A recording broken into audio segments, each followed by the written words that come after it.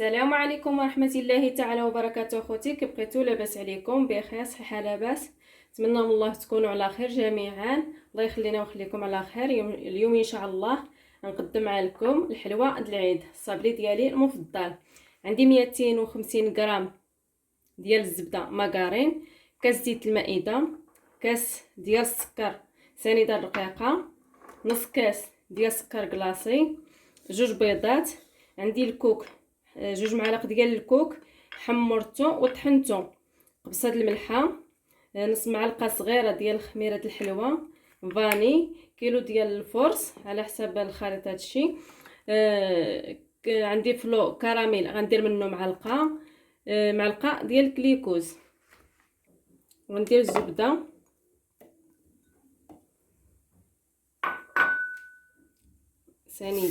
سنيده الرقيقه كما قلت لكم،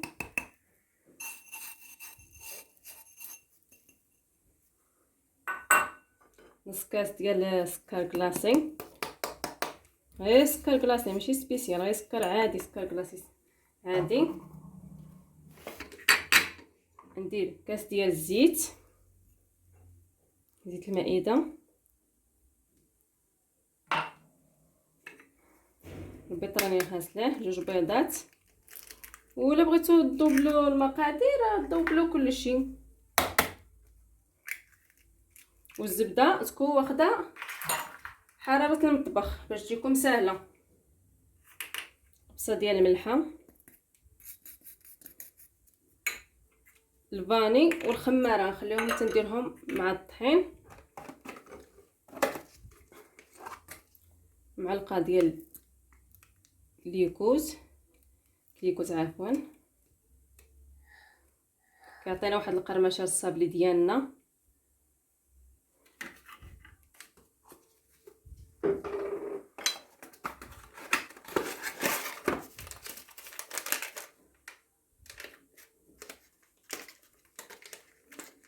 كبيره مزيانه ديال الفلو كراميل، حتى هو كيعطي واحد النكهه رائعه.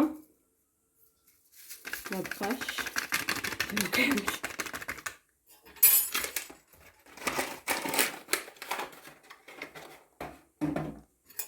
قلت لكم كيعطي واحد النكهه رائعه. حتى هو غندير الكوك ديالي،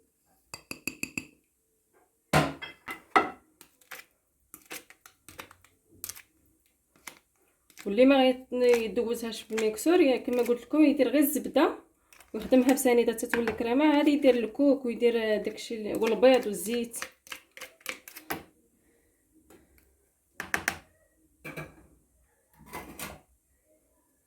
دابا غنخبيها هنايا في الكسعه ديالي باش ندير لها الدقيق. ما خصهاش تدلك صافي.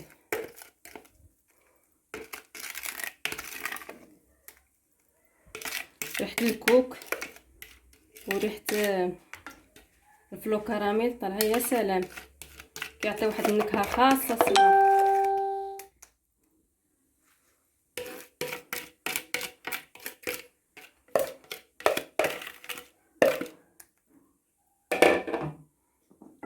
والدقيق كيبقى على حسب الخليط. بسم الله.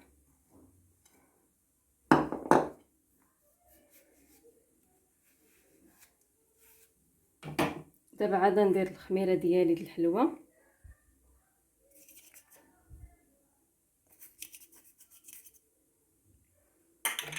وغندير الشاصيه ديال الفاني. بسم الله على بركه الله. اللهم بارك لنا فيما رزقتنا واتينا احسن منه. كتولي كريمه نيشان، كتجينا سهله باش العجينه ديالنا ديال الصابلي ما ندلكوهاش. الا دلكناها غتبقى تجمع لنا في الفران.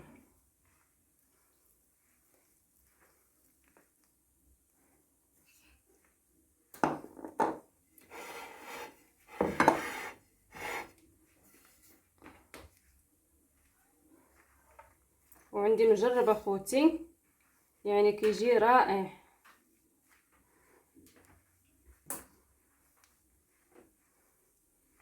كيجي بحال ديال الزنقه، كيجي واعر.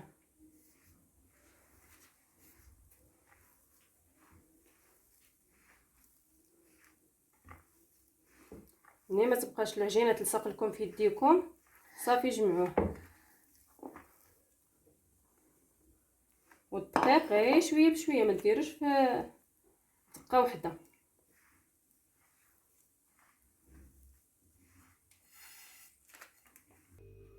ها هو الصبلي ديالي فاش عجنته خليوه خفيف. هانتوما كتشوفوا كي داير. وهاد حاشات لي ديال الطحين تقريبا شي 3 ديال المعالق كبار، ما هزليش كيلو كامل. نخليه يرتاح شي قسمين د المكانه وغنخدمو ان شاء الله. خليو العجينه ديالكم في تياكه حتى تشوفوا واش غيشرب ولا ما غيشربش، حيت كاين الدقيق اللي كيشرب وكاين اللي ما كيشربش. دابا غنطلق الصابلي ديالي، غنوريكم المراشم اللي غنحتاج هاد المرشم هذا وهذا حتى هو وهذايا 4 ديال الشكيلات. خليكم معايا.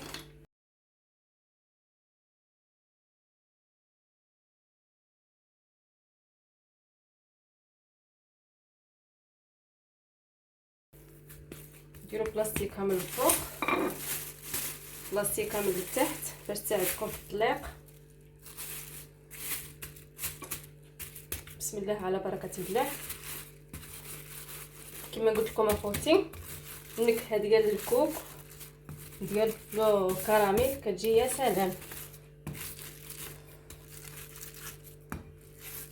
هاد النقيطات اللي كيجيو ديال الكوك فيها كيجي داير بحال البسكوي. انا نخليها شويه غليظه حيت ما غنلصقش وحده مع وحده.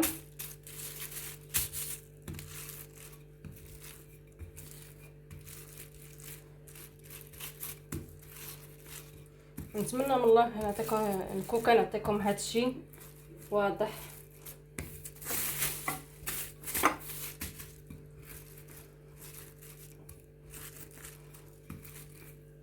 قطع هذه بالموس باش تشوفوا الحجم ديالها ديال العرض، حيت كما قلت لكم انا ما غنلصقش وحده مع وحده، هكا خصها تجي.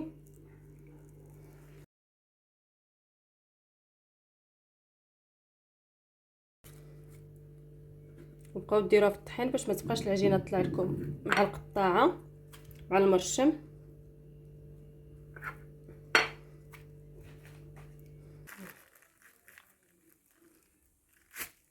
هو الشكل د هاد الوريده كيجي مزيون. نستخدمو دابا في التبصيل زويب شويه باش ما يتهرس لكم ما والو، ما تخافوش منه. كل حاجه راه عندها الحل الحمد لله، حتى حاجه ما صعيبه. كما كنقول لكم ديما الانسان من الغلط كيتعلم، لما غلطتيش ما غتتعلميش.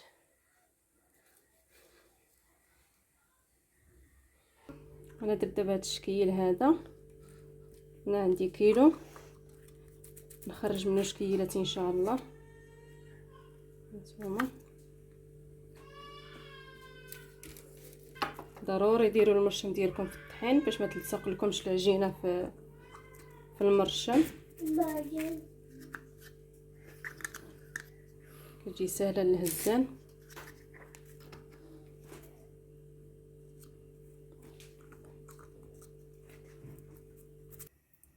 دابا هاد الرشمه هادي غندير لها ديك الفواكه المعسله واللوز، قطع الطريفات، شويه ديال الناباج، شويه ديال الكليكو. سمحوا لي ما بديتش معكم من الاول، طفالي التليفون تقادا لي مساج وخليتها شويه حتى نشريكم مع خوتي علاش لا.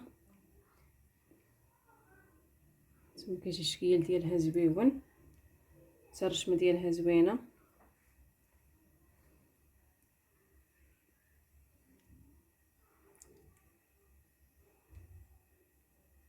كنعمروا غير هاد الخاويه هذه اللي عندنا في الوسط.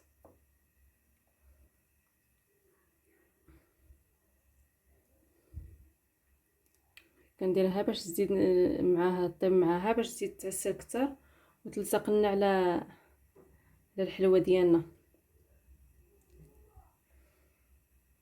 كما قلت لكم المرشم ضروري خصو الطحين باش ما يعذبكوش في الخدمه. هاد الكاطو هذا شويه غيجي مسوس، حيت الا بغيتو ديروا كيلو غير بحال هكا خصكم ديروا 2 كيسان ديال سنيده الرقيقه. انا غنخدم الشكلاط باش يجينا السكر، هو هذاك تجيني الحلاوه هي هذيك.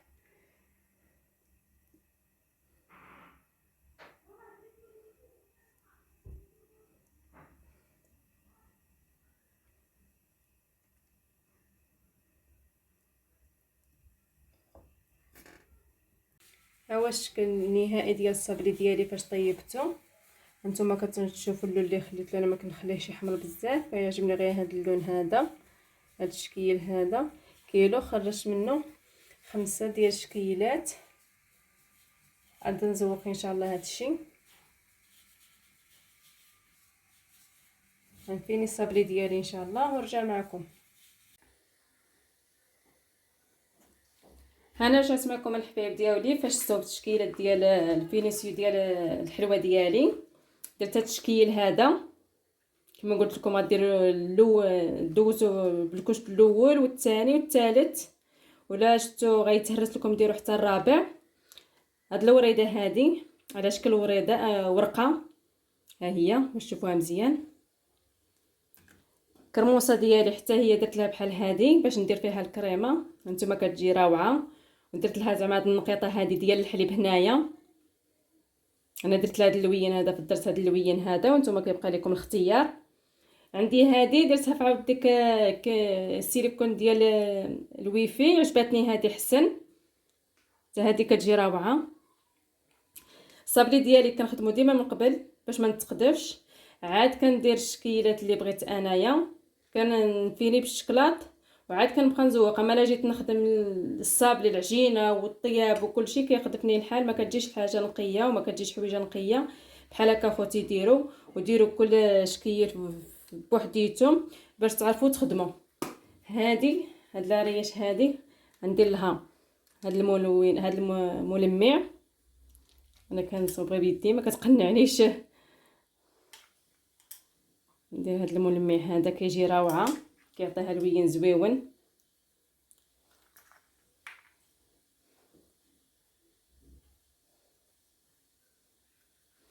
هانتوما كي كتجي زوينه بزاف. وانا غنكمل معكم ان شاء الله.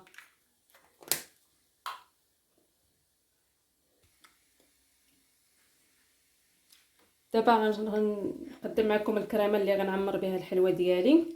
عندي 100 غرام ديال الزبده مزيانه، 2 معالق ديال سكر سبيسيال، 2 معالق ديال زيت المائده، 3 المعالق ديال كريم شونتيي، 2 المعالق ديال الكوك. غتقولوا لي كريم شونتيي كيتخدم بالحليب، حتى بالزبده كيتخدم، ومده الصلاحيه ديالو في الحلوه 12 اليوم، ما كيوقع له حتى شي حاجه. ندير الزبده ديالي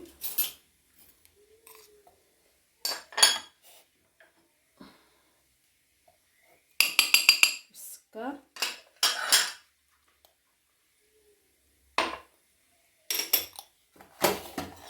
ونخدمهم بالطراب حتى يوليو كريمه.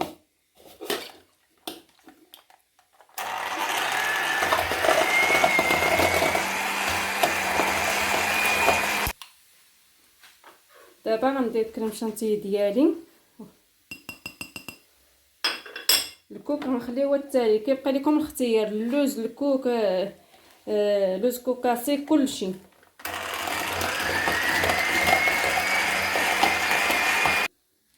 الكريمه ديالي فاش طلعت كتجي روعه، والزبده كما دابا تكون واخده حراره المطبخ باش تساعدكم.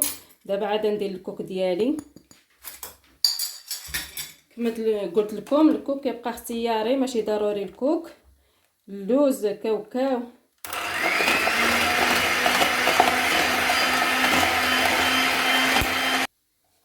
هي الكريمه ديالي فاش طلعت درت لها الكوك، ها هي. من الافضل ديروا الزبده المزيانه باش ما تبقاش تليس لكم فمكم، كتجي روعه اكثر. ملي زدت هذا الكوك تلقى البنه ديال الكوك جا غزال. دابا غنسبق هذا الشكل هو الاول ان شاء الله. ندهن الصابلي ديالي بالناباج الكليكوس، خليها تنشف. الكريمه ديالي غنجيبها كما قلت لكم، غادي ندير لها هكا. تستحق الصراحه التجربه. الله اكبر. غادي نلصقها هنايا، غندهن الجوانب بالناباج والكليكوس، غندوزهم البيستاج غير شويه، ما تكثروش البيستاج، غير شويه.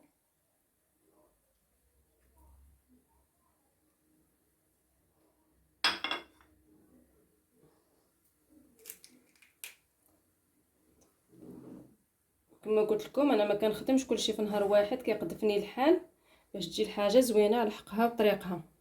هانتوما كيجي الشكل ديالها رائع.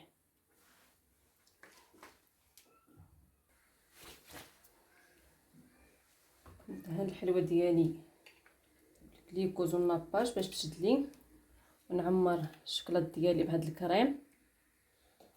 هادشي علاش انا ما درت 2 كيسان ديال سنيده في العجينه ديالي، حيت عارفه غندير الشكلاط، حيت كاين اللي ما كيقدرش على الحلاوه بزاف وداكشي كيبقى اختياري. كاين اللي كيبغي الحلاوه، كاين اللي ما كيبغيهاش.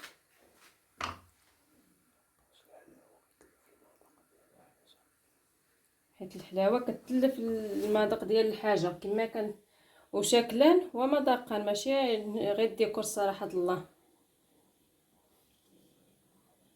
كنعلي انا يدي، سمحولي. وكما كنقول لكم ديما، نتمنى من الله يكون هادشي كيوصل كما كنبغي انايا.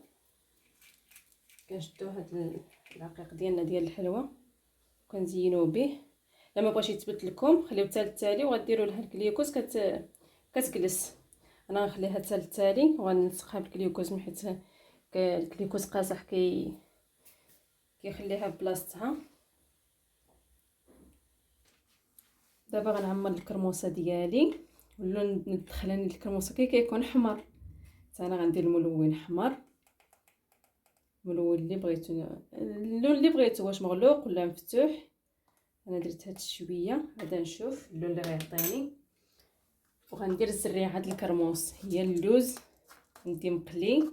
انا ما كنقليش اللوز، عفوا كنديرو غير في الفران، كنسلقو وكنديرو في الفران. عندي معلقه ديال اللوز الزريعه، شويه ما قنعتليش هاد المعلقه،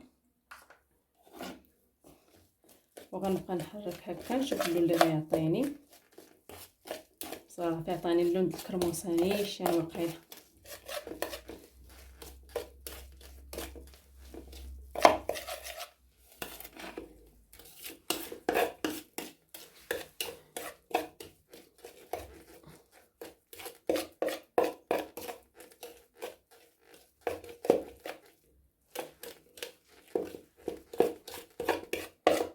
هاد الكريمه كما قلت لكم تستاهل التجربه، كتجي واعره بزاف.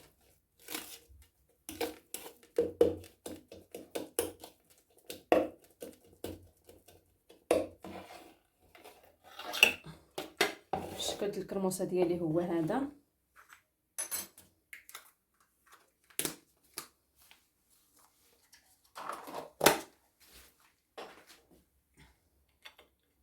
ها هي حتى هي كتجي خاويه من الداخل.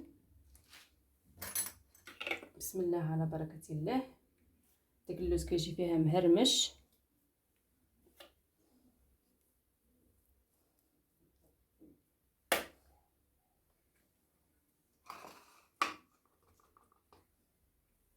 دهن الصابلي ديالي باش يشد لي بالكليكوز والناباج،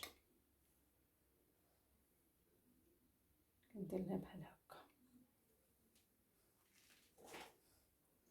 والجوانب نتوما كيبقى الاختيار ليكم، ديروا اللوز ولا ما ديروش حنوبه ماشي مشكل. انا غندير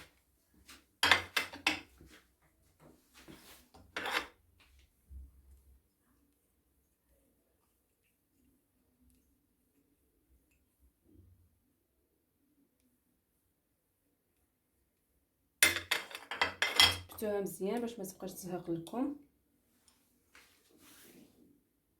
هو الشكل بداو يشوف هكا، ما يحسبلوش راه كاينه الكريمه للداخل. نعاود معكم الثانيه.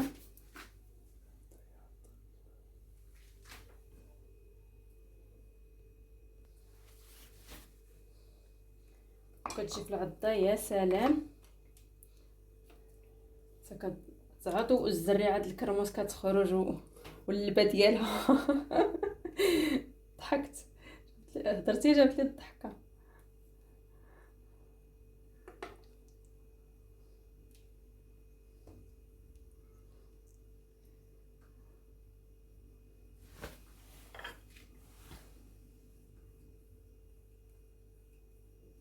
قلت لكم هاد الجوانب كيبقاو اختيار، يعني بغيتو ديروا فيهم شي حاجه ديروا، ما بغيتوش خليهم غير هكاك.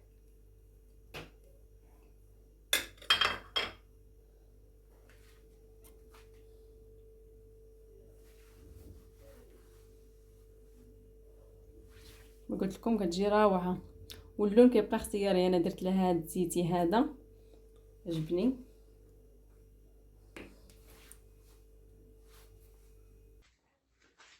هذا الشكل الثالث ندير معكم عاوتاني شي جوج.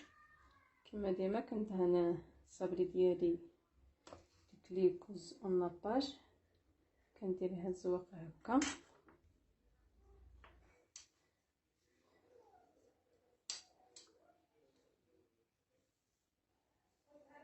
حتى هاد الكوك المزيان، فاش كيكون الكوك مزيان ميدم مزيان كيعطي واحد النكهه زوينه بزاف، كيعطي النكهه بحال الكراميل. ماشي ضروري اللوز ولا بيستاج ولا كلشي ساهل.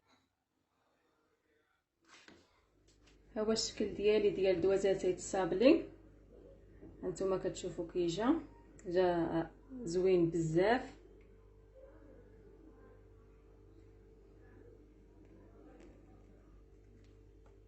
هادي راني وريتكم الطريقه ديالها كيفاش.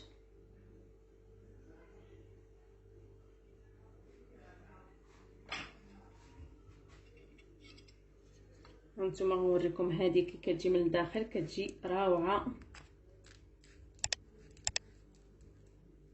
شفتوا كي كتجي؟ انا غنهزها ونوريها لكم.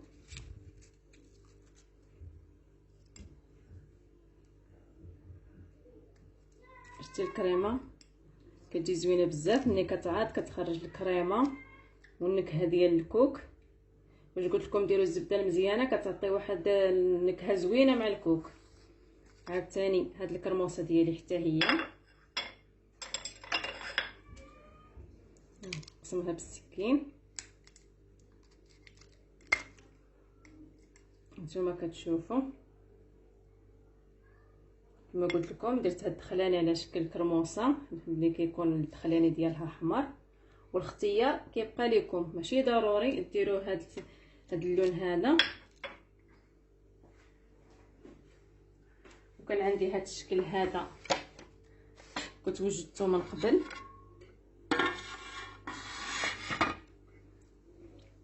نفس العجينه نفس كل شيء، ولكن كنت وجدته من قبل. بالنسبه للزواق كيبقى اختيار ليكم، نتوما زوقوا باش ما بغيتو. الا هذه اللي عندي بالعقده ديال اللوز، ها هي دابا نشاركها معكم ان شاء الله في الخدمه ديالها. ونتمنى من الله كما كنقول لكم ديما يكون هادشي واضح. الزواق كيبقى اختيار ديالكم نتوما. العجينه نفس المقادير نفس كل شيء. كي هذه اللي درتها جديده كيلو خرج لي 5، خرجت منه 5 ديال الشكيلات. كما قلت لكم كيجي روعه، كتجي زوينه بزاف.